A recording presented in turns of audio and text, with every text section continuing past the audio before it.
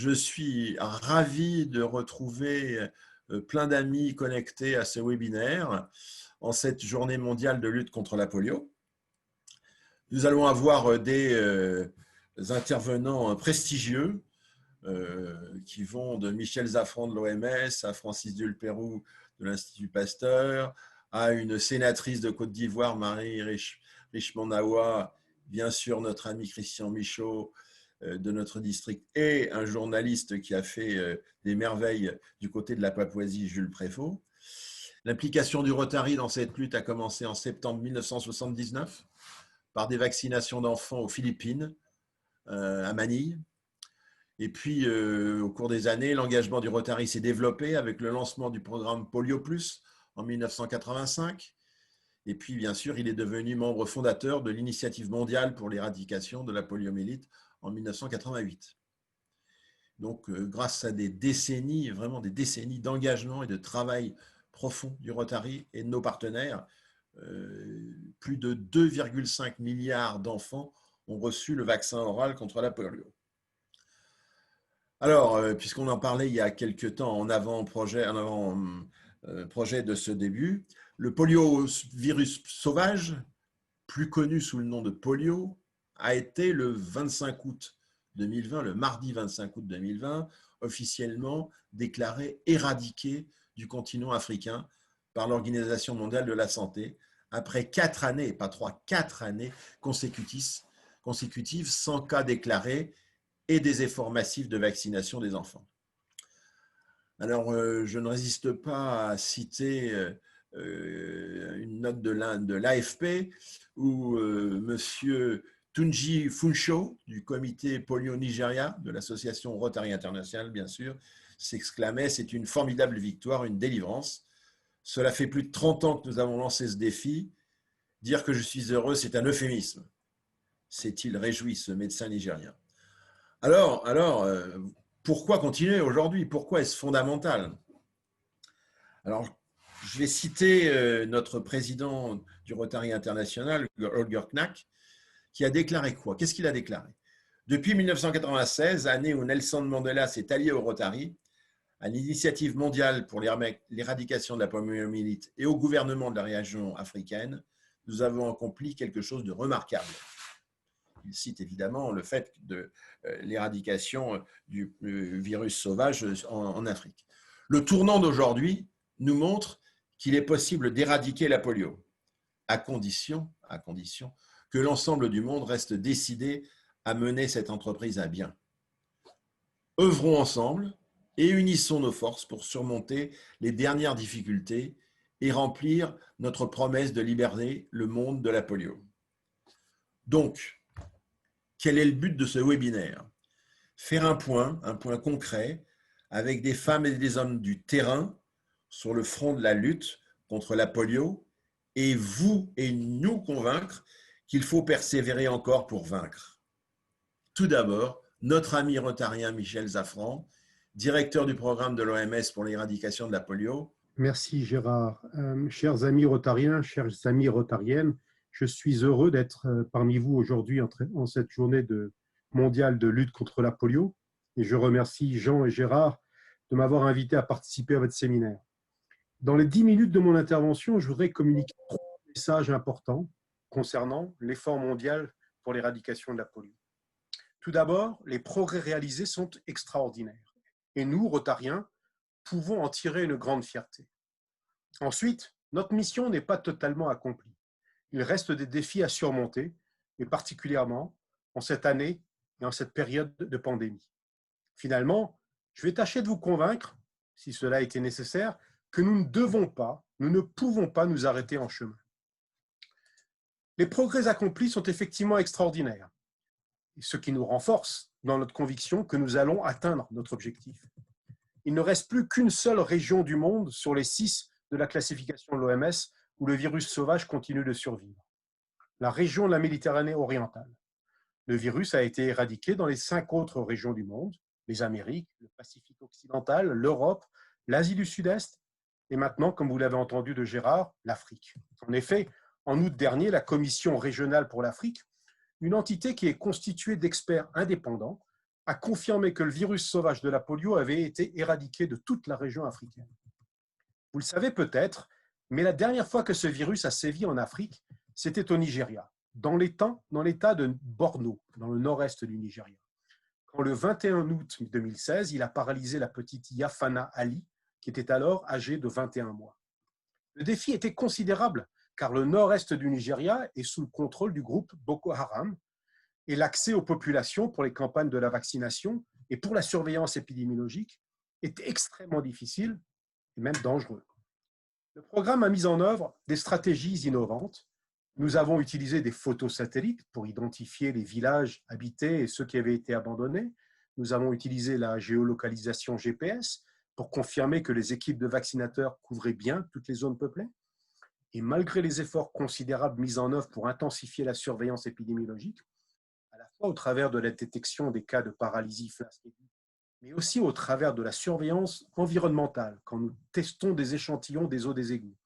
Le virus n'a plus été détecté en Afrique depuis le mois de septembre 2016.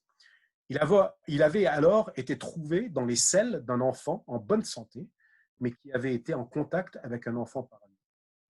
C'est ce qui a permis, toutes ces informations, aux membres de la commission régionale, en plus de la documentation fournie par les 46 autres pays de la région africaine, de confirmer l'éradication totale du virus sauvage en Afrique.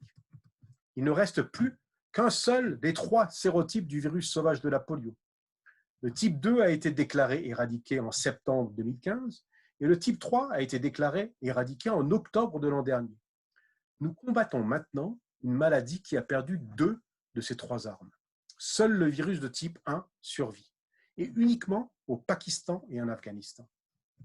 Est-il besoin de rappeler que le sous-continent indien, qui il y a peu de temps représentait la majeure partie des cas de polio dans le monde, a éradiqué la polio depuis plus de 9 ans. Le dernier cas de paralysie causé par ce virus a été déclaré en janvier 2011.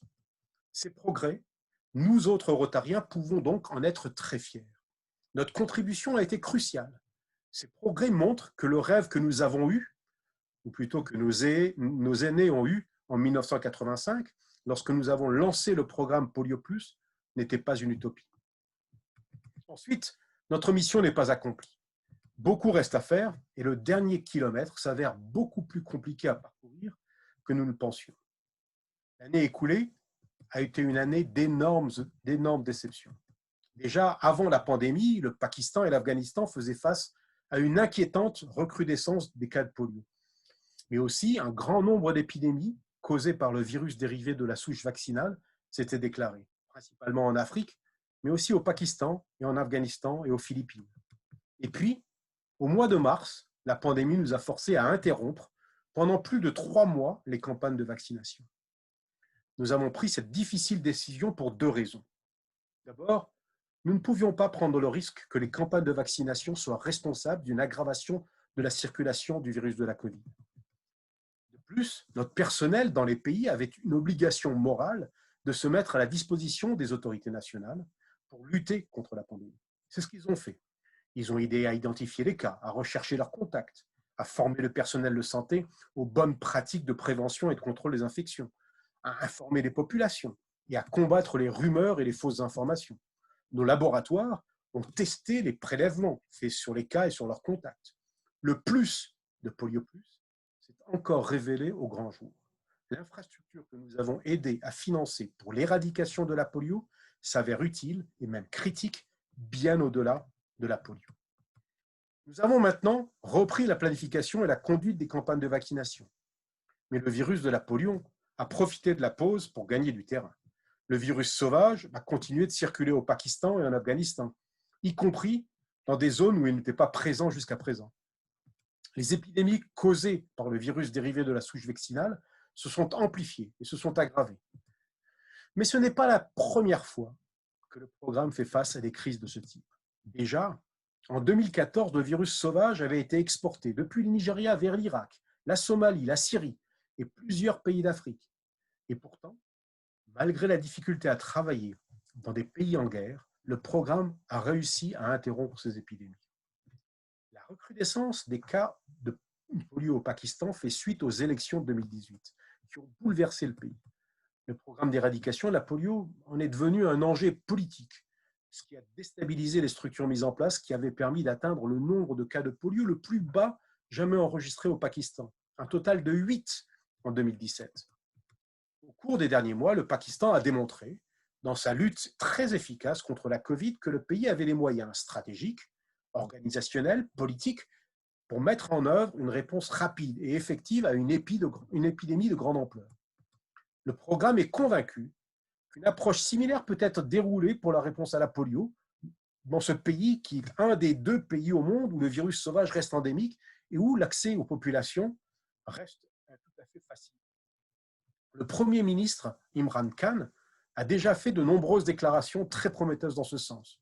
Et nos amis rotariens, sous la direction de Aziz Memon, un trustee de la fondation du Rotary, sont très engagés pour faire en sorte que ces déclarations ne restent pas simplement de belles paroles.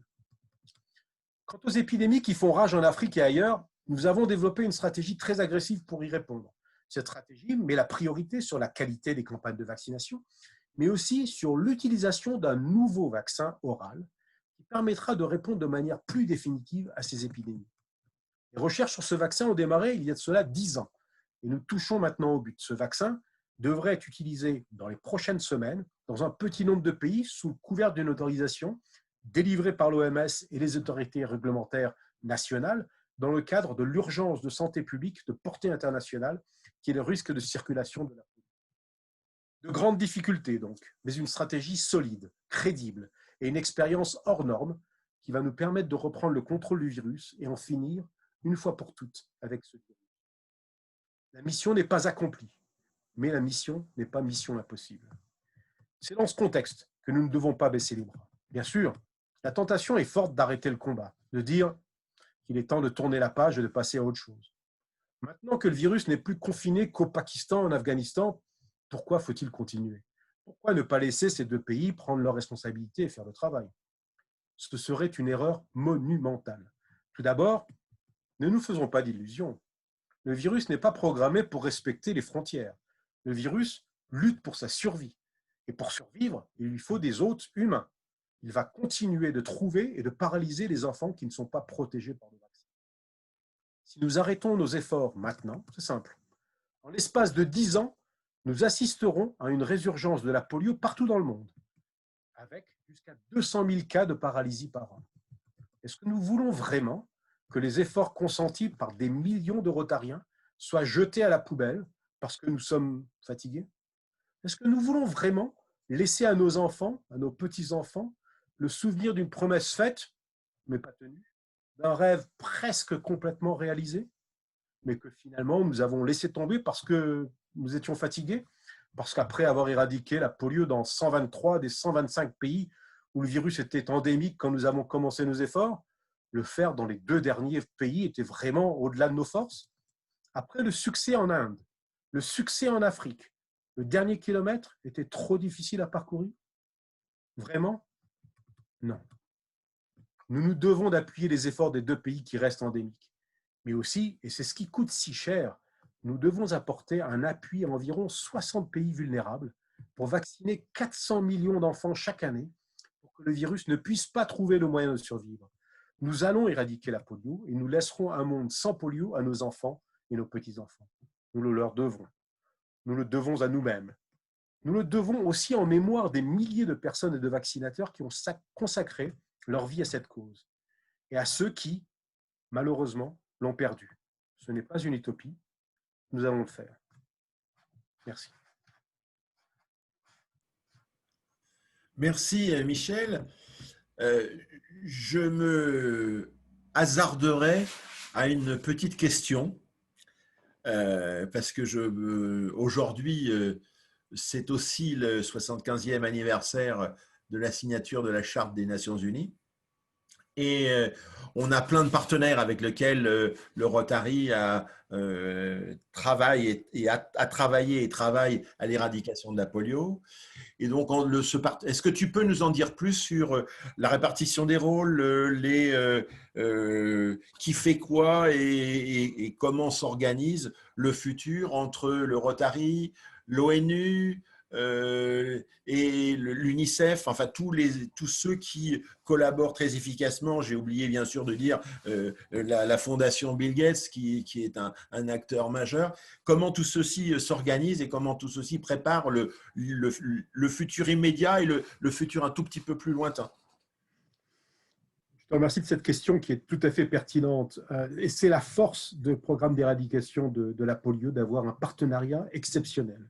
Donc, on a des agences telles que l'Organisation mondiale de la santé et l'UNICEF, qui sont des agences des Nations unies, qui sont, je dirais, les agences qui mettent en œuvre sur le terrain l'appui au pays, au gouvernement, au ministère de la Santé.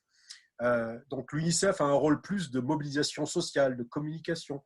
L'OMS a plus un rôle scientifique, de mise en œuvre, de surveillance, de campagne de vaccination, de qualité des campagnes de vaccination, et un rôle, je dirais, de technique auprès des ministères de la Santé. Le Rotary travaille à tous les niveaux, au niveau des pays, pour faire de la mobilisation sociale, pour lever des fonds auprès des groupes locaux, mais aussi au niveau international, pour convaincre les gouvernements de financer cet effort. Et puis faire de la communication, du plaidoyer en permanence. On a aussi le travail du Centre de lutte contre les maladies des États-Unis, le CDC des États-Unis, qui travaille beaucoup sur les aspects surveillance. Ils ont des laboratoires extrêmement sophistiqués. Ils sont le laboratoire mondial de référence qui nous dit quand on détecte un virus, d'où vient ce virus, s'il a déjà circulé ailleurs, s'il est lié à une autre épidémie, etc. Donc une analyse génétique de séquençage génétique extrêmement poussée. La fondation Bill Gates, qui est la fondation qui est venue se rajouter à l'initiative déjà il y a une dizaine d'années, mais qui n'était pas là au tout début, et qui veut vraiment financer l'effort, contribuer à financer l'effort, mais ils apportent aussi je dirais une contribution technique. Ils ont du personnel technique qu'ils déploient très très souvent, comme le centre de lutte des maladies, et ils le déploient au travers de l'UNICEF et de l'OMS. C'est-à-dire que leur personnel va se mettre sous le chapeau de l'OMS et de l'UNICEF pour travailler, mais ils le fournissent. Et puis finalement, le dernier partenaire de l'agence, c'est Gavi, l'Alliance pour les vaccins, qui est une collaboration interagence entre le public et le privé, qui a été créée en 2000, et qui est une agence qui lève des fonds. On en a beaucoup entendu parler récemment avec le vaccin contre le Covid, qui lève des fonds au niveau international pour financer l'introduction des vaccins, l'achat du vaccin par les pays les plus pauvres, pour les pays les plus pauvres. Et donc, en particulier dans le programme de la polio, ils financent le vaccin polio inactivé, qui est le vaccin injectable qu'on commence maintenant à introduire dans les pays, et qui sera le vaccin qu'on utilisera quand le virus sera complètement éradiqué pour garder un monde sans polio. Merci, Michel. Michel, j'ai une question de Frédéric Metzinger. En complément de ce qui vient d'être dit, quid des cas de poliovirus circulant dérivés d'un vaccin récemment détecté en Afrique, notamment au Soudan du Sud? L'épidémie est-elle vraiment sous contrôle? Cette mutation du virus atténué pourra-t-elle être contenue? Et les prévisions budgétaires de l'IMEP prennent-elles en compte ces mutations? Oui, question très très importante. J'ai essayé de le toucher rapidement dans mon intervention. On a des problèmes, le virus sauvage au Pakistan, en Afghanistan, et beaucoup d'épidémies de virus dérivés de la souche vaccinale, circulant, ce à quoi on vient de faire référence, qui sont des épidémies qui touchent des enfants qui ne sont pas vaccinés. Il faut bien comprendre que le vaccin protège, mais le vaccin, c'est un vaccin qui contient un virus atténué, très fortement atténué, qui, quand il est autorisé à passer d'un enfant à un autre, l'enfant qui est vacciné va excréter le virus. Et puis le virus, en principe, il ne trouve pas d'autre qui n'est pas vacciné parce que tous les enfants sont vaccinés. Mais si beaucoup d'enfants ne sont pas vaccinés, le virus atténué du vaccin va passer d'un autre à un autre, d'enfants à un autre qui ne sont pas vaccinés. Et puis au fur de ces passages, va finir par muter et redevenir virulent. Et c'est là qu'il a trouvé finalement un enfant non vacciné, mais il va le paralyser. Et c'est ça qu'on a donc au Soudan du Sud, dans plusieurs pays d'Afrique, on a des épidémies de ce type. Et on répond à ces épidémies, on arrive à les interrompre, mais malheureusement, le vaccin qu'on utilise maintenant parce qu'en 2016, on a retiré le vaccin oral de type 2, la protection du monde contre le virus de type 2 est très très faible. Et donc, quand on utilise un vaccin de type 2, on a le risque de créer d'autres épidémies dans les populations non vaccinées. Et c'est pour ça que j'ai dit que maintenant, sans doute dans quelques jours, on aura une autorisation exceptionnelle pour utiliser ce nouveau vaccin qui a été développé, qui est un vaccin qui génétiquement est beaucoup plus stable, qui n'aura pas le même problème que le vaccin qu'on utilise maintenant. C'est-à-dire qu'on pourra non seulement vacciner et protéger les enfants vaccinés, mais on n'aura pas de risque que les enfants non vaccinés à côté puissent être contaminés par un virus dérivé de la souche vaccinale qui est circulant et qui à terme deviendra dangereux. Voilà. Donc effectivement, c'est un problème important, extrêmement important. On a plus de cas en ce moment causés par le virus dérivé de la souche vaccinale que par le virus sauvage, ce qui est extrêmement inquiétant, en particulièrement en Afrique. Et il faut qu'on arrive à répondre à ces épidémies. Alors, est-ce que le budget prend ça en compte? Le budget le prenait en compte dans certaines mesures, mais il va falloir qu'on voit comment 2021 se déroule, en particulier dans le contexte de la Covid, parce que la Covid a rajouté des coûts supplémentaires importants aux campagnes de vaccination. On doit aller plus lentement, on doit aller dans des zones beaucoup plus importantes parce que le virus a circulé pendant qu'on s'était arrêté. Et puis, il faut que notre personnel prenne des précautions, utilise des masques, utilise du gel et aille lentement pour s'assurer qu'il ne va pas transmettre la Covid en allant dans ces zones-là. Donc, on est dans une procédure de révision de la stratégie et du budget associé à la stratégie. Et ce sera sans doute finalisé en fin d'année, en début d'année prochaine, et que ce sera rendu public à ce moment-là. Ok, merci Michel. Une question de Patrice Gadrois du district 15-20 qui est le responsable polio pour la zone. La convention qui lie la fondation Bill et Melinda Gates se termine fin 2020. Va-t-elle être reconduite au-delà de cette date? Il me semble qu'elle a déjà été reconduite, non? Elle n'a pas déjà été. Est-ce que M. Gates, la fondation Gates, n'a pas déjà confirmé à Abu Dhabi en octobre de l'année dernière qu'il renouvelait pour 5 ans jusqu'en 2023 l'accord avec le Rotary pour tripler les dons du Rotary. Il me semble que c'est déjà fait, hein, au moins jusqu'en 2023. Bon, donc à vérifier. Une question d'Étienne Bailly du district 2150. Quels arguments scientifiques et autres quels arguments scientifiques ou autres opposés aux opposants au vaccin, dont certains rotariens, qui créent un climat d'incertitude dans le grand public? Oui, les opposants au vaccin, en général, enfin, il y a différents cas d'espèces, mais les opposants au vaccin, en général, sont des gens qui n'ont pas vu la maladie. Je crois que dans le cadre de la polio, il faut leur montrer ce que ça signifie pour un enfant d'être paralysé. Beaucoup de ces personnes qui refusent la vaccination contre la polio n'ont jamais vu dans leur classe ou à côté d'eux des enfants paralysés ou des enfants qui étaient dans des poumons d'acier, ou choses comme ça, à cause de la polio. De la même manière, les gens qui s'opposent à la vaccination contre la rougeole ne savent pas que la rougeole tue des centaines de milliers d'enfants de par le monde. Alors, ne connaissant pas les risques, ils ont oublié les problèmes liés à cette maladie et ils pensent que la vaccination est un choix personnel et pas un choix de santé publique.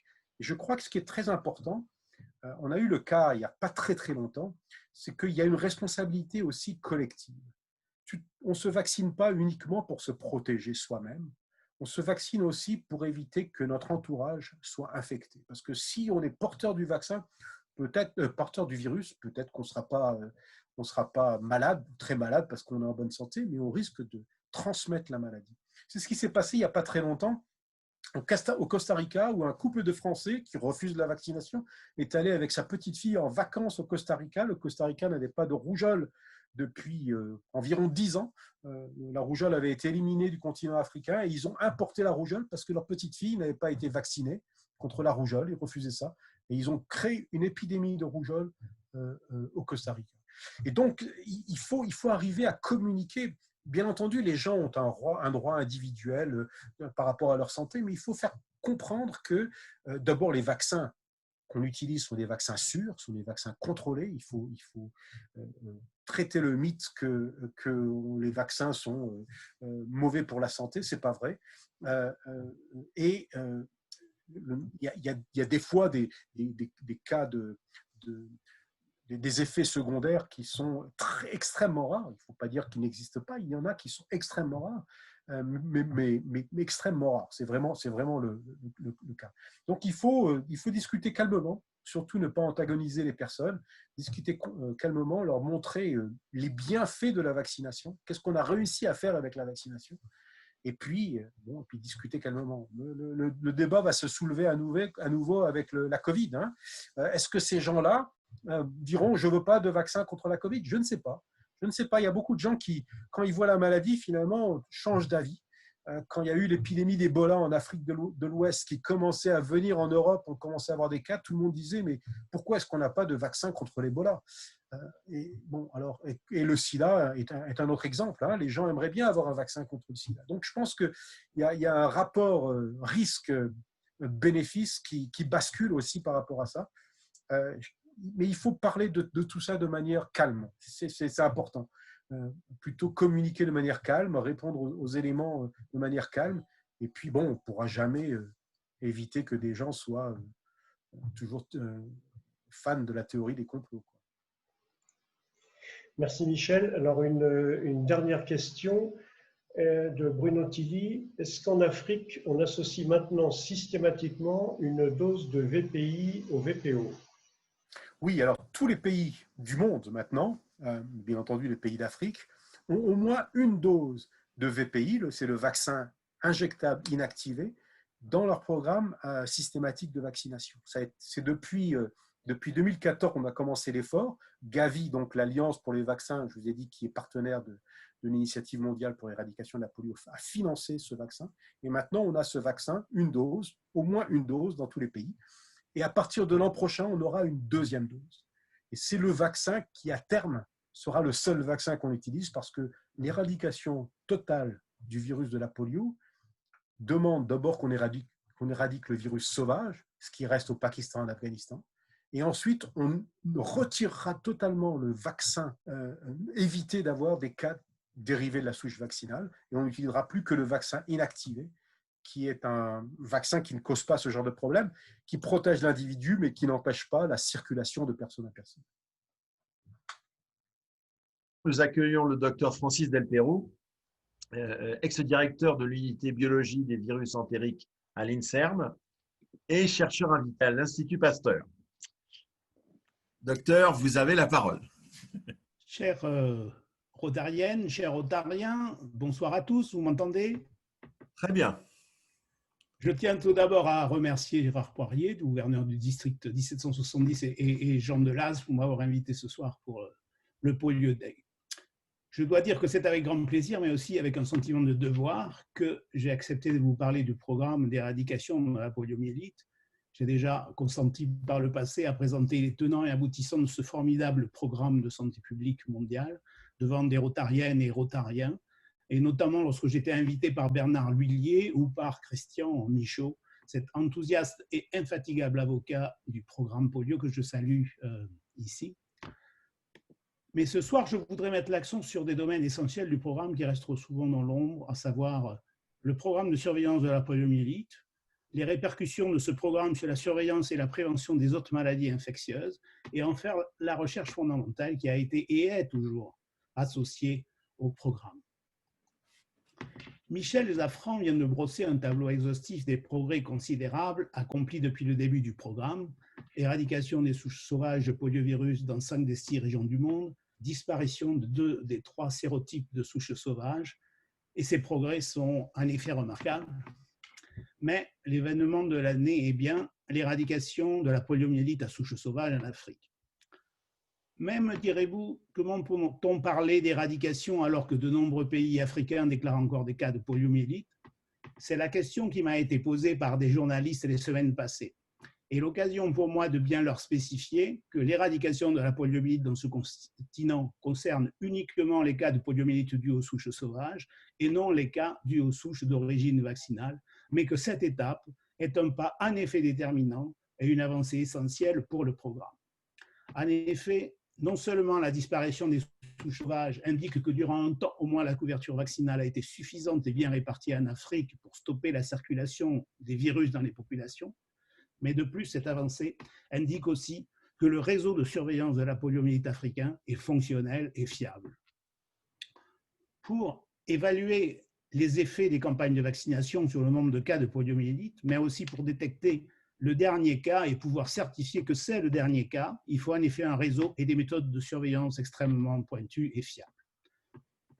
Ce réseau mondial de laboratoires pour la poliomyélite a été créé en 1990 par l'OMS et les gouvernements nationaux et il est actuellement constitué de 146 laboratoires à travers le monde.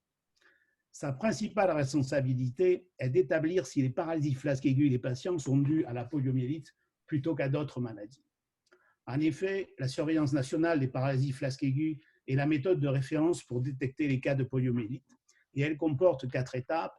Détecter et notifier les enfants atteints de paralysie flasque aiguë, transporter les échantillons de sel pour l'analyse, isoler et identifier le poliovirus au laboratoire et cartographier le virus pour déterminer l'origine de la souche. En fait, tous les cas de paralysie doivent faire l'objet d'une enquête clinique et virologique complète avec des échantillons de sel adéquats collectés auprès des patients. Loin de moi l'idée de vous noyer sous des détails techniques, mais seulement pour vous donner une idée de la difficulté de la méthode.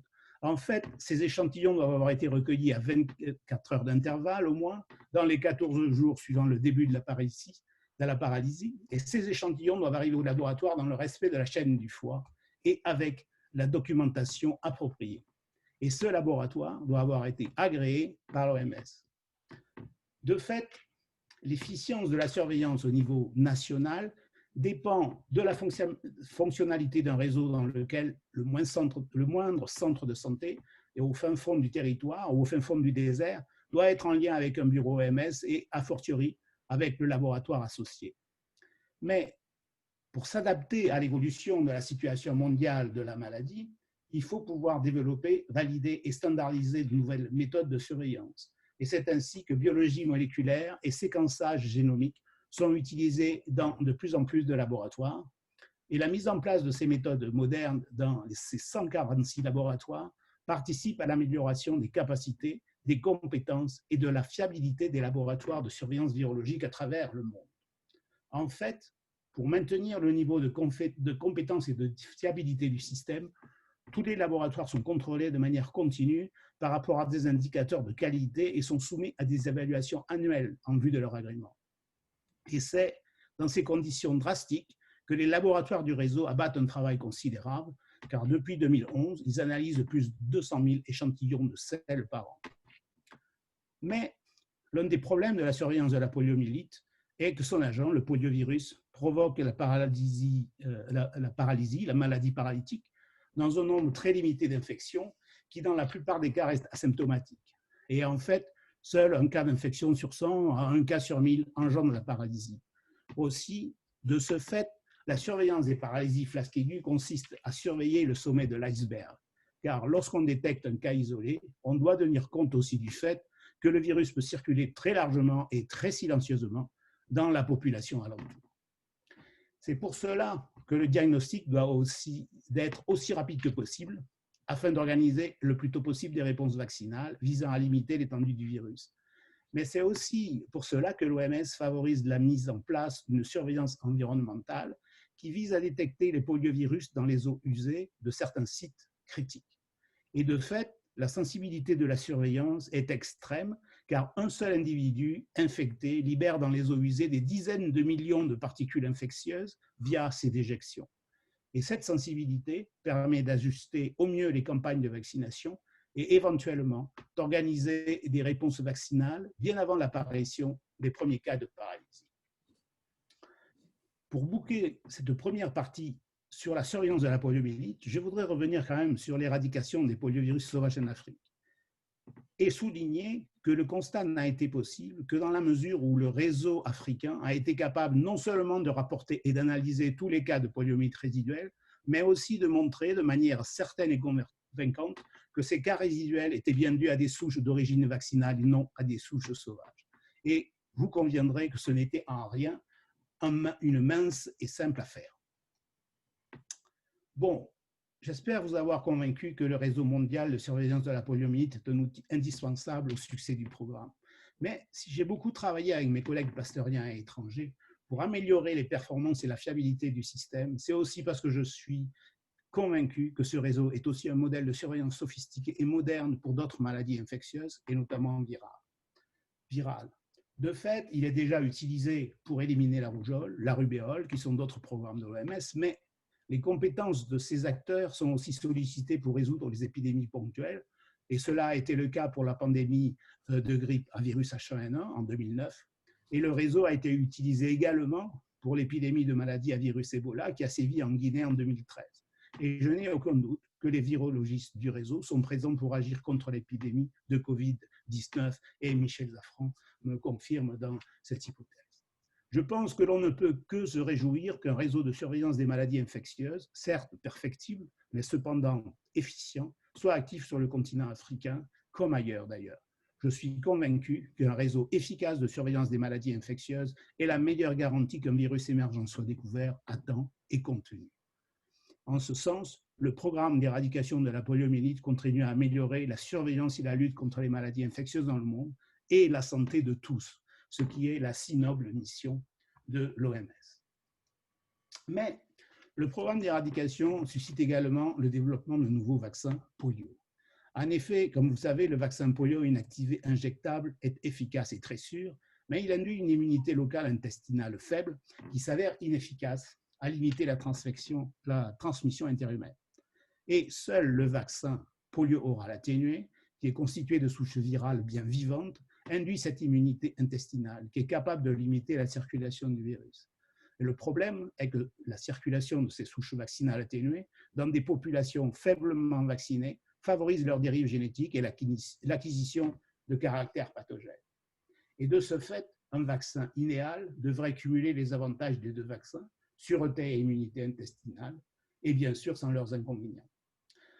Des souches vaccinales atténuées, génétiquement stables pour éviter leur réversion vers cette pathogénicité, auraient ces avantages. Or, c'est en fait ce projet qu'ont mené à bien récemment des institutions de recherche américaines, anglaises et belges, Michel vous en a parlé tout à l'heure, avec le soutien de la Fondation Bill et Melinda Gates et de l'OMS. Ces souches, dont la sûreté et l'efficacité ont été contrôlées dans des essais cliniques adéquats, devraient être utilisées bientôt, Michel l'a aussi annoncé, et lorsque le maintien d'une couverture vaccinale élevée ne peut être atteint ou maintenu, ce nouveau vaccin devrait permettre de résoudre le problème de l'émergence des souches d'origine vaccinale pathogène. Mais ce nouveau vaccin m'offre l'opportunité de souligner que leur développement n'aurait pu se faire sans des connaissances fondamentales solides sur le poliovirus, sur ses mécanismes de réplication, sur les déterminants de l'atténuation, sur les mécanismes de variabilité génétique également. Or, ces recherches fondamentales sont restées actives jusqu'à aujourd'hui. Et en 2019, on ne relève pas moins de 86 articles sur ce poliovirus. En fait, de manière générale, je dirais que pour le poliovirus comme pour d'autres virus, la recherche fondamentale est indispensable pour parer aux aléas des maladies virales et des épidémies qu'elles causent. Il me faut maintenant conclure ce propos et je ferai volontiers bien les conclusions de Michel Zafran qui nous dit que malgré des obstacles et déceptions, il ne faut surtout pas lever la garde et revoir le programme d'éradication à la baisse. Si nous arrêtons nos efforts maintenant, en l'espace de 10 ans, nous assisterons à une résurgence de la polio partout dans le monde, avec jusqu'à 200 000 cas de paralysie par an, dit-il. Et il faut reconnaître que je fais partie de ceux qui sont éminemment convaincus que le programme mis en place par l'OMS est la stratégie de contrôle de la maladie la plus favorable et que cette stratégie aboutit de fait à l'éradication. Mais face aux moyens de financement insuffisants de l'OMS et aux turbulences et attaques que l'institution subit actuellement, il faut que tout soit fait pour que les bénéfices du programme d'éradication ne soient pas vilipendés et que le but final, l'éradication de la poliomyélite, puisse être atteint. Et plus que jamais, en ces temps de pandémie à Covid-19, cela ne peut se faire que grâce à votre soutien, votre soutien constant et généreux, que je remercie. Je vais hasarder là encore une question.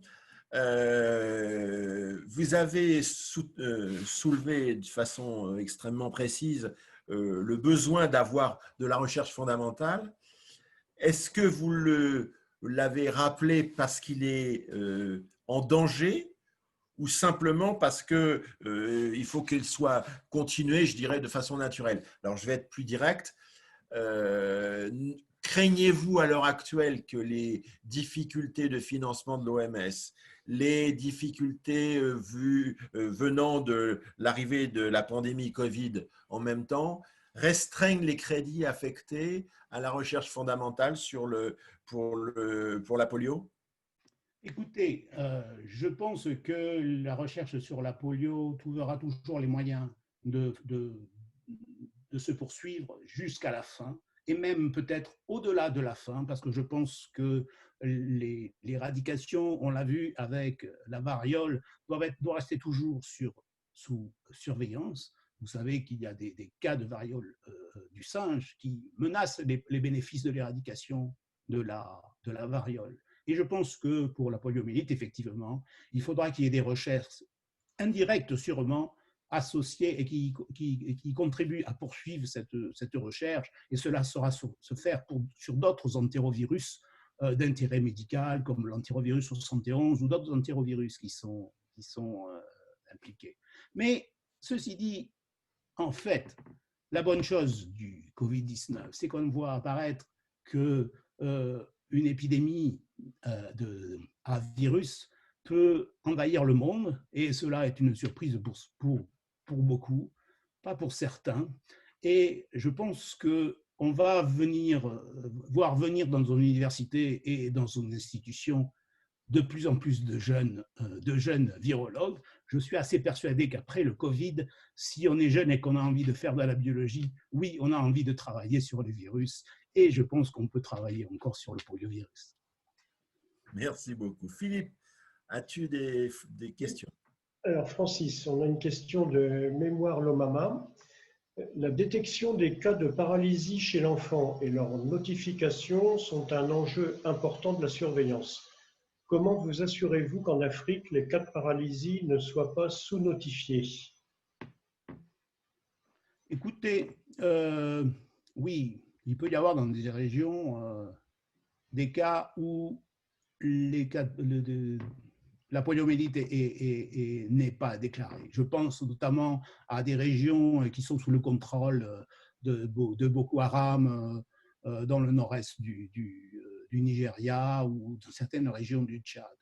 Mais de toute façon, dans cette région du monde, comme vous le savez sûrement, les frontières sont très virtuelles et les gens continuent à circuler, et que de toute façon, si un cas n'est pas déclaré là, il y a quand même pas mal de chances que les parents se déplacent et que le cas soit repéré dans une autre région du monde, parce que dans toutes les régions du monde, lorsqu'un enfant est paralysé, on cherche à le guérir et à s'occuper de lui. Une question de Bruno Tilly. Qu'en est-il de la recherche d'un VPI donnant une bonne immunité intestinale? Écoutez, c'est un domaine de recherche qui ne concerne pas simplement la poliomyélite, et actuellement ça concerne le Covid. C'est comment, avec un vaccin inactivé, c'est-à-dire utilisant des antigènes inactivés, un virus mort, comment induire une réponse immunitaire efficace, locale, contre les muqueuses, ou qui est plus ou moins proche de la réponse que l'on attend aussi d'une immunité locale, de l'immunité intestinale. C'est un projet de recherche qui est très ancien et qui, jusqu'à maintenant, n'a donné que des résultats un peu relativement médiocres. Mais je suis assez optimiste sur le développement de certains vecteurs viraux qui permettront de stimuler ces réponses locales cette immunité intestinale. Mais pour le moment,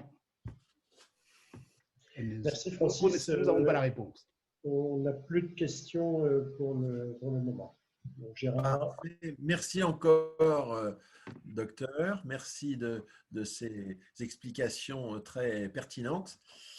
Et nous allons changer complètement d'intervenant, puisque ça ne va pas être quelqu'un, un médecin, ça va être un journaliste. Un journaliste, et nous allons accueillir un jeune journaliste, Jules Prévost, qui a écrit un superbe article qui a été publié dans le Figaro sur une campagne de vaccination qu'il a suivie en Papouasie-Nouvelle-Guinée. Eh bien, bonjour à tous. Bon, déjà, je remercie le Rotary de m'avoir invité à ce webinaire. Donc, effectivement, moi, je suis reporter indépendant pour différents médias comme Le Monde, La Vie, Géo. Et aujourd'hui, donc, je vais vous raconter la campagne de vaccination contre la polio qui a eu lieu en Papouasie-Nouvelle-Guinée entre 2018 et 2019. C'est un reportage qui a été réalisé avec le photographe Marc Dosier et qui a été réalisé pour le Figaro Magazine. Tout d'abord, déjà, la Papouasie-Nouvelle-Guinée, juste pour vous situer, donc c'est un État indépendant qui est situé au nord de l'Australie. C'est un État qui est très riche en ressources, mais avec une population très pauvre. C'est un État aux infrastructures de communication globalement défaillantes, avec des infrastructures routières et aéroportuaires aussi assez peu développées, et où les échanges se font plutôt le long de cours d'eau, en pirogue, ou à pied plutôt que sur des routes, puisqu'il y en a très peu. Donc on voit là bien se dessiner en fait la difficulté qu'il y a pu y avoir à mener une campagne de vaccination dans ce pays. Donc pour revenir un peu aux origines de cette campagne, donc en avril 2018, il y a un jeune garçon qui s'appelle Gafo, un jeune garçon de 6 ans, qui s'est réveillé donc avec des douleurs dans les jambes, et il s'est avéré un mois plus tard, après avoir fait différents tests, qu'il était atteint donc de polio. Et ce diagnostic, c'était une catastrophe pour la Papouasie-Nouvelle-Guinée pour plusieurs raisons. La première raison, c'est qu'on pensait que la polio avait disparu de Papouasie-Nouvelle-Guinée. Il n'y avait pas eu de cas détectés depuis les années 2000, donc ça faisait 18 ans qu'il n'y avait pas eu de nouveaux cas détectés. Et le deuxième problème, c'était que le taux de vaccination en Papouasie-Nouvelle-Guinée, il était en dessous de 50% pour la polio dans 12 des 22 provinces de Papouasie-Nouvelle-Guinée, et même parfois en dessous de 20%. Donc, dans cette situation, évidemment, les cas se sont multipliés assez rapidement, et fin 2018, on s'est retrouvé avec donc 26 cas de polio détectés en Papouasie-Nouvelle-Guinée. C'est ce qui a amené évidemment donc l'UNICEF, l'ONU, l'OMS, les autorités locales et aussi le Rotary à se mobiliser pour intervenir en Papouasie-Nouvelle-Guinée. L'idée, c'était donc de sauver et de vacciner donc les enfants de Papouasie-Nouvelle-Guinée et d'empêcher que la maladie se propage en Océanie d'abord et puis au reste du monde ensuite. Donc pour ça, il y a 31 millions d'euros qui ont été débloqués, et dans le pays, 12 000 personnes, qu'on a appelées les soldats de la polio. 12 000 soldats de la polio ont été mobilisés et formés pour effectuer les vaccinations, transporter les vaccins, etc. Donc on a des équipes du Rotary, de l'OMS, de l'UNICEF qui sont venus prêter main forte, et les missionnaires sur place aussi, les missionnaires chrétiens qui ont joué un rôle très important puisqu'ils remplacent en fait l'État en matière de santé en tenant la plupart des dispensaires dans les zones reculées du pays. Et donc, objectif, vacciner 3,5 millions d'enfants, dont 87% vivent en zone rurale. Et quand on dit vivre en zone rurale en Papouasie-Nouvelle-Guinée, il faut imaginer des enfants qui sont disséminés sur plus de 600 îles, qui habitent au fin fond de forêt primaire accessible avec 3 jours de marche, ou perchés sur des montagnes à plus de 4 km d'altitude. Et vivant dans des villages composés de maisons en bois sur pilotis, aux conditions d'hygiène qui favorisent la transmission de la polio, et sans accès à l'eau courante et sans accès à l'électricité, ce qui, on va le voir, va poser des problèmes aussi pour ne pas briser la chaîne du froid concernant le transport des vaccins. Donc moi, ce que je vais vous raconter, c'est vraiment la campagne de la polio en Papouasie-Nouvelle-Guinée, plus précisément encore dans le Sepik oriental, puisque c'est là-bas que je suis allé avec le photographe Marc Dosier. Le CEPIC oriental, c'est 400 à 500 000 habitants et un hôpital. Pour vous donner un peu une idée, un hôpital qui est épaulé par 46 centres de santé. Bon, alors nous, on imagine un centre de santé avec du matériel, avec plusieurs médecins, etc. En général, ce qu'on appelle un centre de santé en Papouasie-Nouvelle-Guinée, c'est une cabane en bois avec 3 bandages et une personne à l'intérieur qui fait de son mieux pour sauver les gens qui viennent le voir. Donc c'est assez compliqué. Et 368 personnels médicaux en tout donc voilà, 500 000 habitants, 368 personnels médicaux et un seul vrai hôpital pour toute cette région qui est composée principalement d'un fleuve et d'une route principale. Donc pour réaliser ces vaccins, il a fallu coordonner ces personnels médicaux, mais aussi toutes les équipes de l'ONU, de l'OMS qui sont venues et du Rotary qui sont venus aider. Et donc la première chose qu'il a fallu faire, il a fallu communiquer. Sauf que là, on arrive avec un gros problème, c'est que la plupart des centres de santé qui étaient équipés dans le passé de systèmes radio, mais qui n'ont pas été entretenus, en fait, n'ont plus de système radio. Ils sont HS ou alors ils ont disparu. Enfin, en tout cas, ça ne fonctionne plus. Donc, on se dit, bon, bah, il suffit de leur passer un coup de fil. Sauf que nous, avec Marc, on est allé dans des centres de santé situés parfois à plus de 3 heures de pirogue de la première tour de télécommunication qui permettent de passer un appel. Et on n'était même pas encore dans les zones les plus reculées parce qu'il aurait fallu rester des mois pour accéder voilà, à des zones encore plus reculées et faire les choses correctement. Donc, il faut imaginer que passer un coup de fil pour un papou qui travaille dans un centre de santé, c'est prévoir une demi-journée de marche ou une demi-journée de pirogue en fonction de où il habite pour rejoindre le premier lieu où ça capte. On a certains endroits en Papouasie où il y a une corde au milieu d'une clairière dans une forêt et en fait c'est l'endroit où il faut accrocher son téléphone parce que c'est le seul endroit à des kilomètres à la ronde où on va capter un peu pour envoyer un SMS ou pour appeler. Donc vous imaginez bien qu'il y a plusieurs fois où il y a eu des mésententes entre à la fois le centre de coordination de l'OMS les équipes déjà présentes sur place. Et il est arrivé plusieurs fois où les équipes donc, sont parties avec les vaccins, sont arrivées et en fait personne n'était là pour les récupérer. Et le problème c'est que on ne sait pas forcément où est le village non plus. Donc si les personnes ne viennent pas récupérer ou guider, la seule solution c'est de faire demi-tour et de réessayer d'organiser une livraison de vaccins plus tard. Donc ça, c'est le premier problème, c'est la communication. Le deuxième problème, c'est dans cet endroit-là, c'est le transport. La question principale, c'est comment on maintient des doses de vaccins en dessous de 8 degrés, puisqu'il me semble que c'est au-dessus de 10 degrés, les vaccins ne sont plus valables, dans un pays où il fait 35 degrés la journée et où la plupart des centres de santé, la plupart des villages n'ont pas accès à l'électricité. La réponse, c'est simple. Vous prenez une glacière que vous mettez dans votre dos, vous demandez à une deuxième personne de l'équipe de vaccination de prendre une deuxième glacière qui va garder de la glace en stock et vous essayez de battre le record du marathon avec une glacière sur le dos. Et en fait, c'est vraiment cette idée-là. C'est-à-dire que vacciner en Papouasie-Nouvelle-Guinée, c'est l'idée de la course. On a donc les vaccins qui arrivent à Port Moresby, dans le sud du pays, qui sont transportés en avion jusqu'à Wewak, l'endroit où il y a l'hôpital. Ils sont stockés dans un grand hangar et dès qu'on sait qu'on peut livrer des vaccins à un endroit, les vaccins sont donc mis dans des glacières, mis dans un 4x4. Ces 4x4 ensuite se dirigent soit vers les centres de santé proches, soit vers la rivière et vers des pirogues qui vont ensuite emmener les vaccins vers d'autres centres de santé, soit, et c'était le plus courant dans le CEPIC oriental, on se dirige vers l'aéroport pour… alors là, normalement, il y a une photo qu'on peut montrer.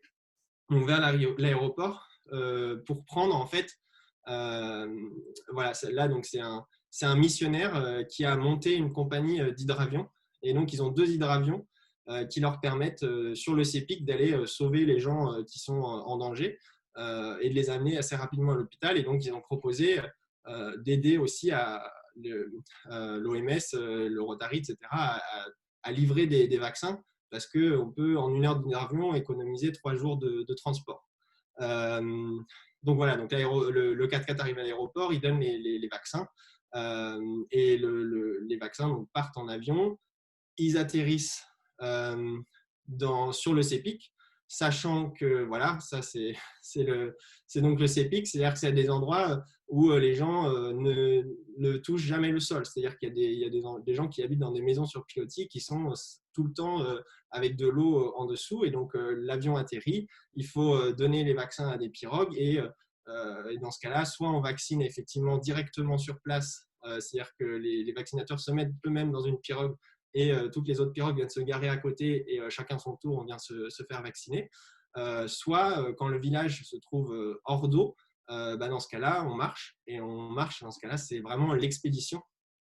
Donc on part voilà, avec les vaccins dans la pirogue, et on passe des zones de marécage, on passe sur des ponts en bois de fortune, on essaye de se maintenir en équilibre sur des troncs au-dessus de la boue. Il faut faire attention au courant, il faut faire attention aux bouts de bois qui flottent, aux filets, aux crocodiles. Il faut être accompagné aussi d'un local, parce que le fleuve, il est entre la saison des pluies et la saison sèche, il gagne ou il perd jusqu'à 8 mètres de haut. Donc vous imaginez bien qu'il y a des bras qui disparaissent, d'autres qui apparaissent. C'est la même chose dans les parties marécageuses. Il faut toujours être avec quelqu'un qui connaît le coin et qui va permettre de guider dans ces endroits où il n'y a pas de route. Et tout ça coûte extrêmement cher. En Papouasie-Nouvelle-Guinée, louer une voiture coûte environ 480 € la journée. Une pirogue, c'est 240 € la journée. Et un aller-retour en hélicoptère, c'est 16 000 kina, soit 3 850 €. Et pour vous donner une idée, il y a un district dans la province de Morobé. Donc c'est un district avec 100 000 personnes, et il a nécessité pour le premier cycle de vaccination 47 rotations d'hélicoptères. Donc 47 fois 3 850 €. Et ça seulement pour le premier cycle de vaccination, sachant qu'il y en a eu 6 ou 7 en fonction des districts. Donc voilà, je vous laisse un peu faire le calcul.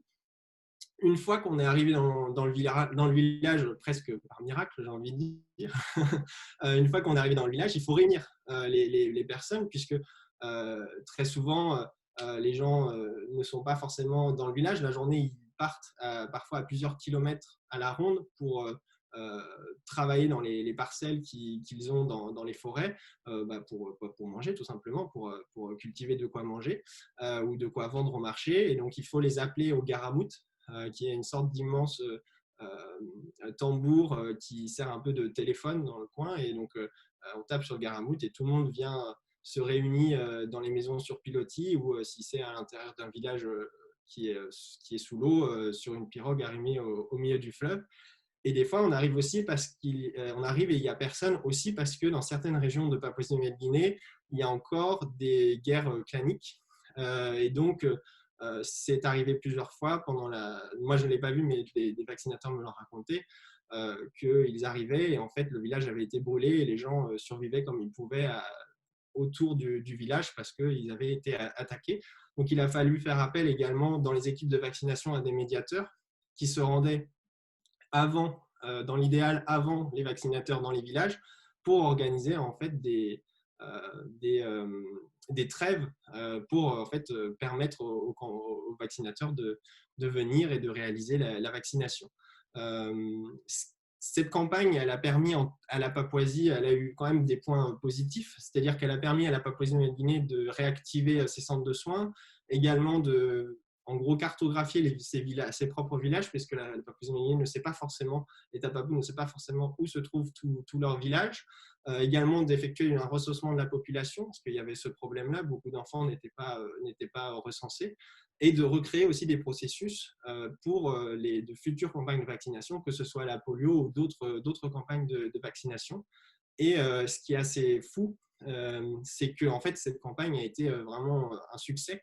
Donc dans certains endroits, la mission a été remplie à 112%. C'est pour ça que je vous dis, les recensements étaient parfois un peu pas très précis, mais en réalité, les personnes de l'ONU que j'ai interrogées estiment qu'environ 95% de la population ciblée a été immunisée durant cette campagne de vaccination entre 2018 et 2019.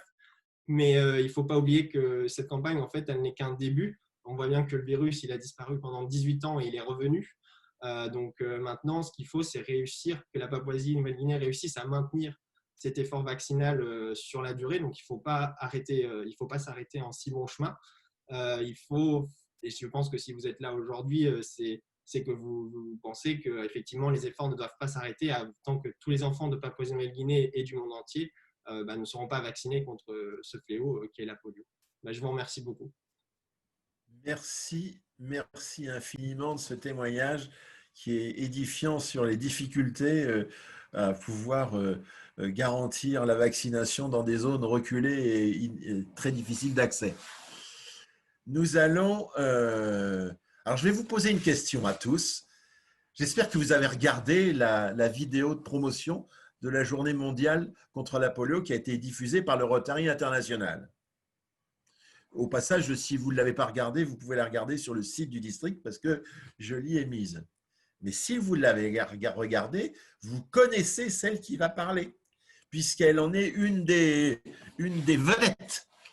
Une des vedettes. Et donc, on a un plaisir immense à accueillir Marie-Irène Richemont-Awa, sénatrice de la République de Côte d'Ivoire, ancien gouverneur du district 9101, coordinatrice régionale du Rotary pour l'Afrique francophone, que je veux tout de suite féliciter pour le certificat qu'elle a reçu du président de la Fondation pour l'éradication de la polio en Afrique. Et elle va être interviewée par quelqu'un qui la connaît très bien, qui est notre ami Christian Michaud, qui doit ouvrir son micro. Et Marie-Irène, il faut aussi que tu ouvres ton micro. Voilà, à vous la parole. C'est le 25 août 2020 que la Commission régionale africaine de certification qui a prononcé l'éradication du poliovirus sauvage de la région africaine de l'OMS, je pense que ton action en Afrique a été pour beaucoup dans ce succès. Alors, quelles furent, à ton avis, les principales actions qui ont permis ce résultat qu'on peut qualifier d'inespéré? Bonsoir, gouverneur Gérard Poirier. Bonsoir à tous pour cette amicale invitation. Et je suis très heureuse de vous rejoindre pour ce webinaire. Alors, je dois reconnaître que c'est une prouesse, effectivement, inespérée, parce que il s'agit d'une prouesse sanitaire. Il y a quelques années, nous étions très loin de nous imaginer que l'Afrique serait certifiée libre de polio. Nous pensions même arriver après l'Inde, parce que l'Inde également constituait un gros morceau. Et on se demandait dans les années, là je parle des années 2000, 2002, tant les cas de polio étaient nombreusement dénombrés. Mais nous y sommes arrivés par la volonté, il faut le dire, et également grâce aux stratégies novatrices, des stratégies innovantes qui nous ont permis d'aller dans les foyers, accéder aux enfants et également les vacciner. Des stratégies ont également été élaborées pour nous rendre dans des endroits, dans des hameaux les plus reculés, dans des zones où l'insécurité sévissait, et voir en période de crise sociopolitique. En Côte d'Ivoire, par exemple, même au Mali. Mais il a fallu avant cela, je pense, convaincre les gouvernements pour que les enfants figurent en priorité dans leurs agendas. Nous avons convaincu, nous avons fait prendre conscience et nous avons agi pour que les gouvernements, nonobstant le sida, la rougeole, toutes les maladies, le paludisme qui tue beaucoup en Afrique, que la polio reste l'une des maladies prioritaires. Et il a fallu maintenir l'élan politique. Il a fallu également rencontrer les chefs traditionnels et religieux. En Afrique, ils exercent beaucoup d'influence dans leur communauté. Nous avons pu les convaincre avec l'ensemble des partenaires engagés dans cette initiative. L'OMS, l'UNICEF, les centres américains de prévention et de maladies, et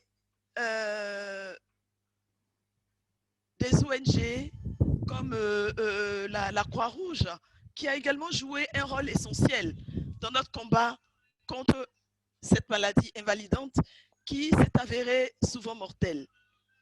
Il a fallu les convaincre. Souvenez-vous, au Nigeria, il y a quelques années, dans les années 2004, 2005, 2006, des rumeurs persistantes faisaient état de ce que le vaccin polio infertilisait les enfants. Il a donc fallu interrompre les activités de vaccination dans ce gros pays de 200 millions d'habitants au Nigeria. C'est beaucoup. Et avec un plaidoyer efficace, le Rotary, tous les partenaires ont mené des actions de proximité avec l'OIC, l'organisation islamique, la conférence islamique, les chefs religieux et traditionnels du Nigeria, et cela s'est avéré très efficace, ce plaidoyer. Pour preuve, les chefs religieux ont su convaincre la population et c'était même les premiers à vacciner les enfants dans leur zone. Ils nous ont rejoints et ils ont joué pleinement leur rôle. Nous sommes arrivés à atteindre nos objectifs, je dirais provisoirement, parce que dès lors que le monde entier n'est pas libéré de polio, la menace reste une réalité pour tous les enfants. Nous avons l'Afghanistan encore, nous avons le Pakistan, 129 cas dénombrés au 14 octobre 2020, 151 cas de polio, virus circulant, dérivés circulants, c'est beaucoup. Mais lorsqu'on considère le chemin parcouru, nous nous disons que nous avons enregistré des progrès notables et des pas de géants ont été donc ont été enregistrés. Il n'y avait pas de cas de polio en Afrique depuis 2014. Le dernier cas a été signalé dans le nord-est, à Borno, dans l'état de Borno au Nigeria. L'état de Borno, je ne sais pas si ça vous dit quelque chose, eh bien, c'est Boko Haram, voyez-vous, et avec des stratégies très fines, avec des moyens très efficaces, l'OMS, le Rotary, l'UNICEF, tous les partenaires ont pu vacciner les enfants et cet enfant a été le dernier à avoir été, ma foi, paralysé. Donc, il n'y avait plus de cas de polio. En 2020, la nouvelle, une victoire historique, incroyable, d'une Afrique libérée de polio. Ce qui veut dire que 5 des 6 régions de l'OMS, qui représentent quand même 90% de la population mondiale, et les 90% sont complètement hors de vivre, d'enregistrer des cas de polio. Mais attention, c'est vrai que les 36 000 Rotary ont travaillé avec passion, avec enthousiasme, avec foi et détermination. Malgré la lassitude qui animait certains de nos membres, mais nous y sommes arrivés parce que nous croyions en ce que nous faisions. Les résultats étaient, je dirais, concrets. Lorsque je me remémore mes dernières années, mes premières années de vaccination, j'étais rotaraxienne en 87. Et à cette époque, lorsque nous allions dans les villages vacciner les enfants contre la polio, mais également contre d'autres maladies, il y avait la diphtérie, la rougeole, le tétanos, c'était polio plus, polio et plus. Voyez-vous, les enfants atteints de polio étaient cachés dans les cases parce que la famille en avait honte. Ils étaient traités d'enfants sorciers. Alors, naturellement, ces enfants n'allaient pas à l'école. Vous vous rendez compte? Leur vie était gâchée avant qu'elle n'ait commencé, ces enfants-là. Ils n'allaient pas à l'école. Alors, il a fallu, avec beaucoup de plaidoyer, beaucoup de sensibilisation, la mobilisation sociale s'est avérée essentielle. Rencontrer les populations, les parents, les leaders d'opinion, les éducateurs, mais également les artistes, les sportifs, dans leurs messages, les griots, qui véhiculaient des messages visant à rassembler les enfants non vaccinés. Nous nous sommes appuyés sur des groupements de femmes, des femmes dans les villages qui nous aidaient, qui identifiaient les enfants qui n'étaient pas vaccinés, les enfants que les parents cachaient ou les enfants que les mamans emmenaient au marché. Eh bien, nous les trouvions au marché, c'est cela. Nous avons vacciné dans les gares, dans les marchés, dans les cars de transport. Nous sommes allés dans les camps de réfugiés, trouver les enfants, pas seulement les trouver, et leur administrer le vaccin polio oral. Nous sommes également appuyés sur les associations de jeunes, les scouts, avec tout leur dynamisme. Ils nous ont soutenus. Nous nous sommes appuyés sur l'association des étudiants handicapés qui ne voulaient pas. Ils avaient malheureusement eu la malchance d'être handicapés, mais ils ne voulaient pas du tout que leurs enfants, que leurs petits-enfants connaissent les affres et les séquelles de la polio. Les Rotariens, les 36 000 Rotariens d'Afrique, et vous aussi, et c'est ce qui est formidable, la solidarité rotarienne qui s'exerce à travers les continents, qui transcende la souveraineté des nations. En Europe, aux États-Unis, et pourtant au Canada, en Amérique, la polio a été éradiquée en 1994. Il y a en Europe en 2002, mais il y a des Américains, des Européens qui ne savent pas ce que c'est que la polio.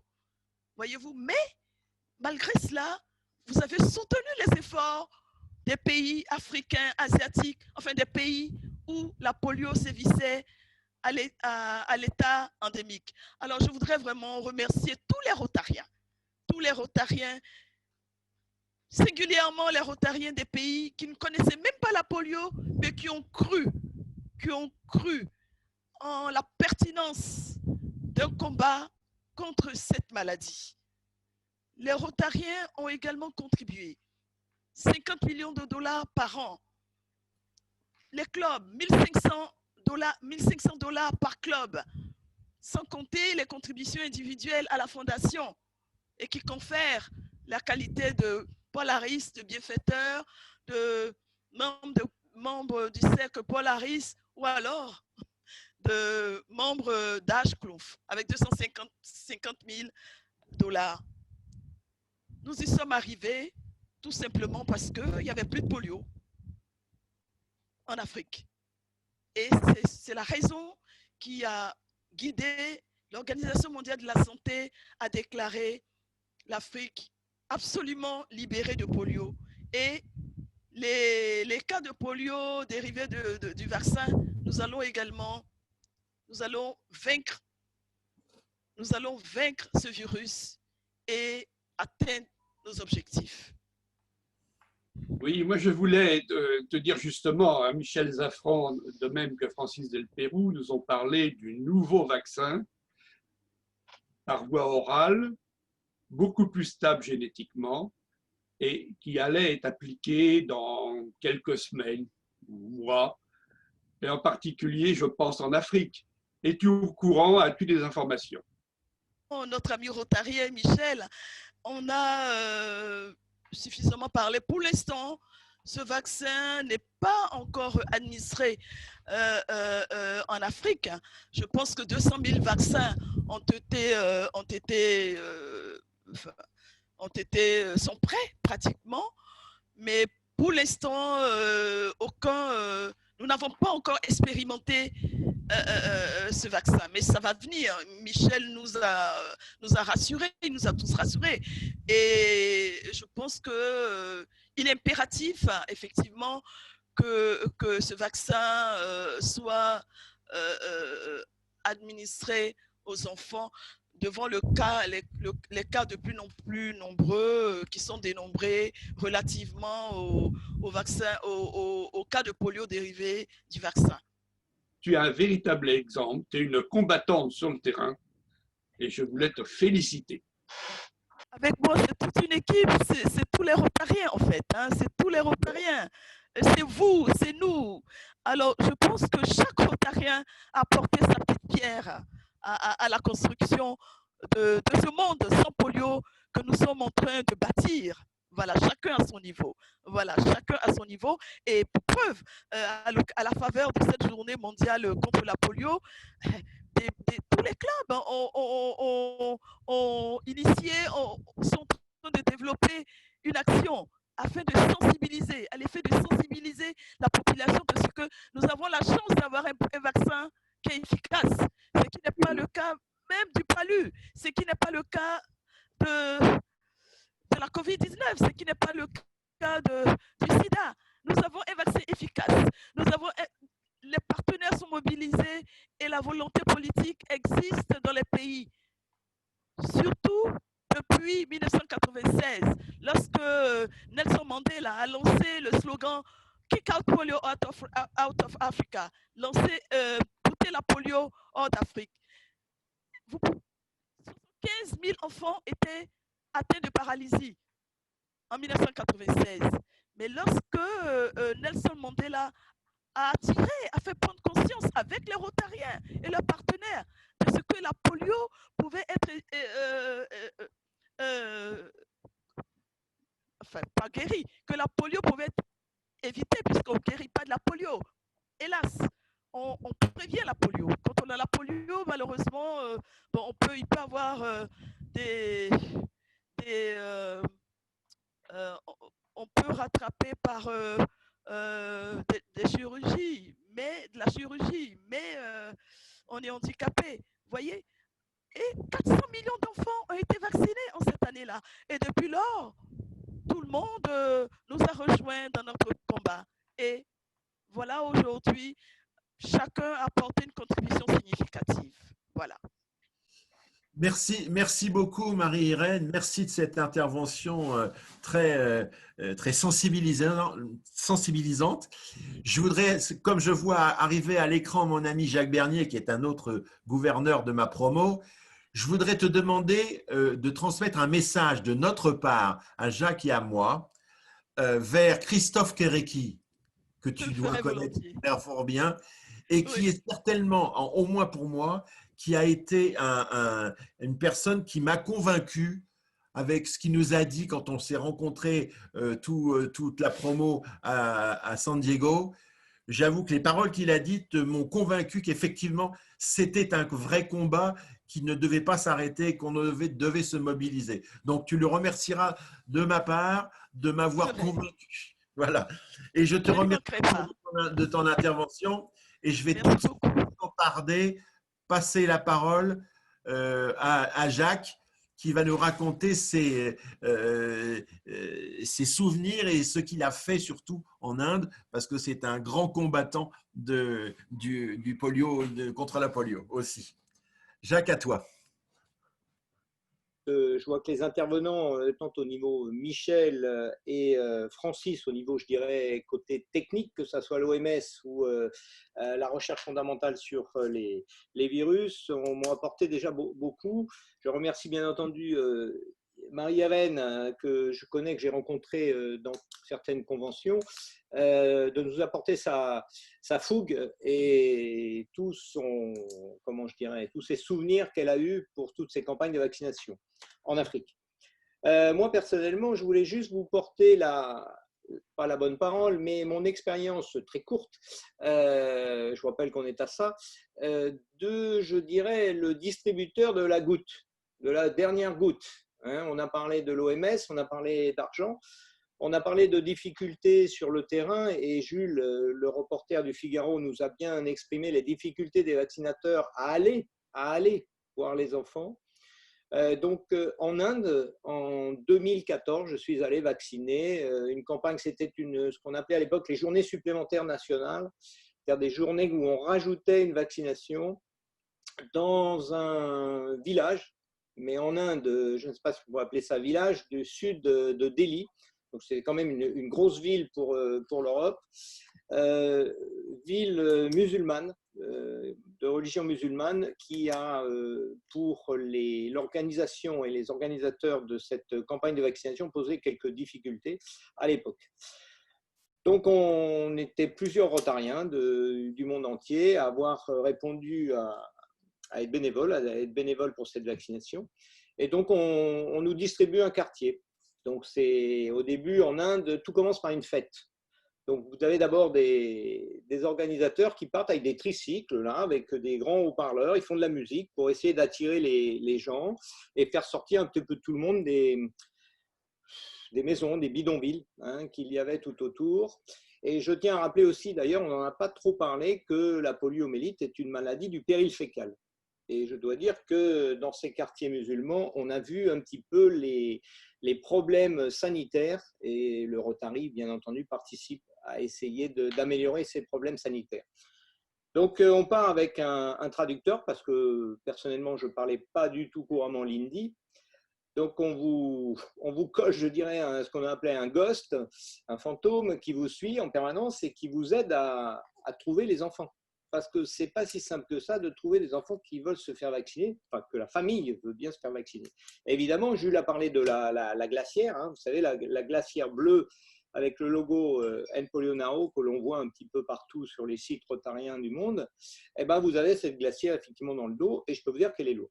Elle est lourde pour vos petites épaules. Et là, vous attendez, vous vous mettez sur une pierre et vous attendez que les gamins arrivent avec leur famille. Et là, la première fois que vous êtes avec un gamin dans les bras, et que vous prenez la petite pipette que vous avez, ça c'est mon premier enfant que j'ai vacciné, que vous avez derrière, et que vous faites tomber les trois gouttes de la pipette, je vais vous dire que ça vous prend le cœur. Parce que pour moi, c'était, comment dirais-je, l'aboutissement d'une chaîne, de travail sur la polio. Pendant des années, j'ai, pour mon district 1700, publié une lettre. Je me suis battu pour récupérer bien sûr de l'argent auprès des rotariens et non rotariens. Et ces trois premières gouttes qui sont tombées m'ont fait chaud au cœur.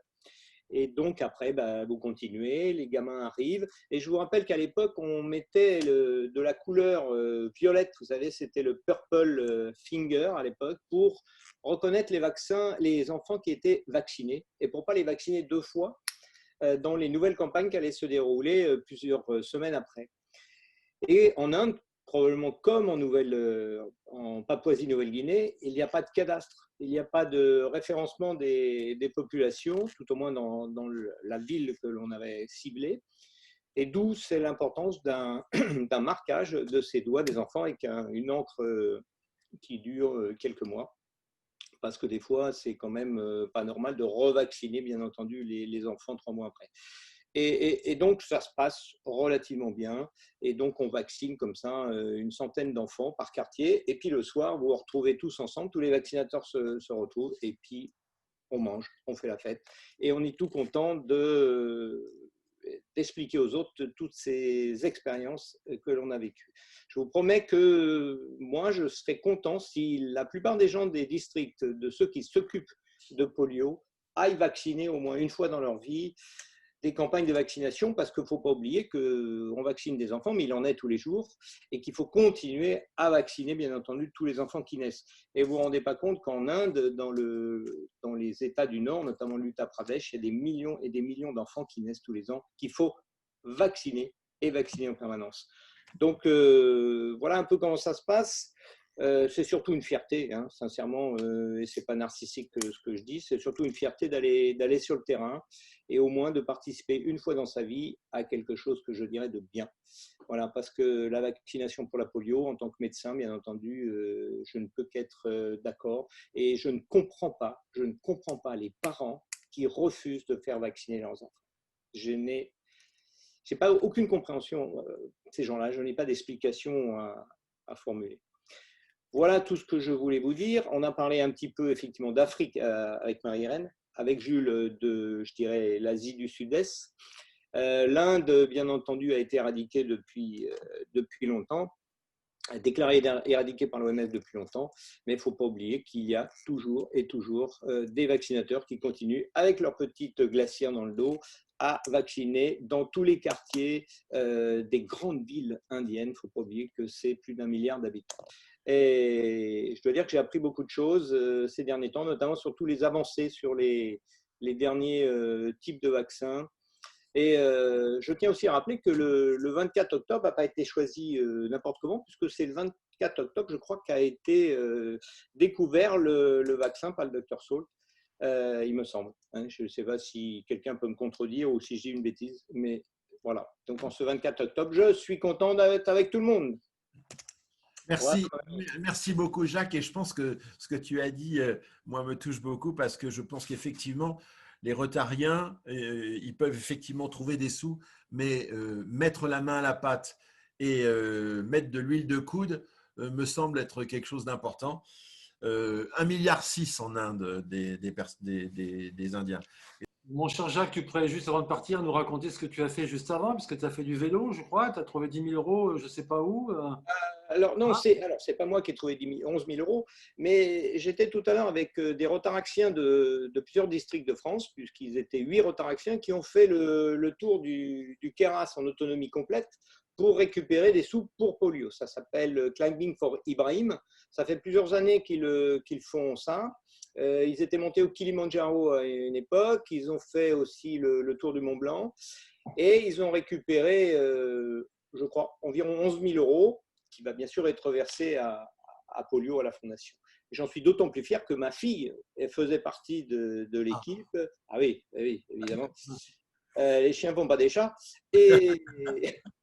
Et donc, j'étais avec eux tout à l'heure. On était alors dans une autre technique. Hein, c'était la technique de la jeunesse. C'était un live sur Facebook. C'est une autre façon de communiquer. Ouais, je ne sais pas si c'est le mot de la fin, mais en tout cas, je peux vous dire que j'ai été extrêmement plus qu'intéressé parce que j'ai découvert plein de choses sur des détails techniques qui, moi, je n'avais jamais eu accès à ce genre d'informations. C'était absolument passionnant. Je pense que tous ceux qui ont assisté à ce webinaire ont été tout aussi passionnés que moi. Je vous remercie infiniment tous de votre participation, du temps que vous avez passé, de votre force de conviction, parce que je pense que c'est important si on veut arriver à convaincre. Il faut avoir un certain charisme et Dieu sait si tous ceux qui sont exprimés aujourd'hui démontrent un charisme presque hors norme. Un spécial remerciement pour notre sénatrice parce que je sais qu'en ce moment, c'est des périodes compliquées en Côte d'Ivoire où c'est les élections et donc ce n'est pas facile. Et donc, merci de ce temps passé avec nous. Ça nous conforte dans cette idée qu'on a eue avec Jean de monter ce webinaire pour célébrer cette journée mondiale de lutte contre la polio. Bonsoir à tous et à bientôt, j'espère.